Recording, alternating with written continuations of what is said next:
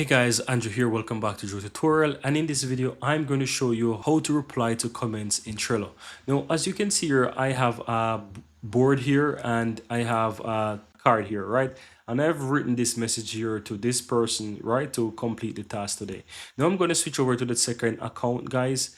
And you will see that once I open up the second account, it shows there on the card that there's an unread message. So that person, if you're mentioning them, if they have access to the card, if you've invited them to the card, to the board, to the workspace, and they're able to work on this with you, whenever you mention them in any specific card, it will show up as an unread message. No, they can easily go ahead and open the card and find the message. Now, once they open it, they will find the message, then they will be able to reply to it. So in order to reply to a message, you can easily use, for example, an emoji. You can do that, and you can even write something. And I will say, for example, sure, we'll do it today, as an example, right? So let's say I type that, I simply click and save, and you will see that I now reply to that specific message. And that's it. So that's how you go ahead and reply to comments in Trello, guys. So in case you're working with your Trello board and you're inviting people and you're adding cards and you're writing message to them, that's how you can write to them, by simple atting them. So if you want to write a message to a person, you basically type at,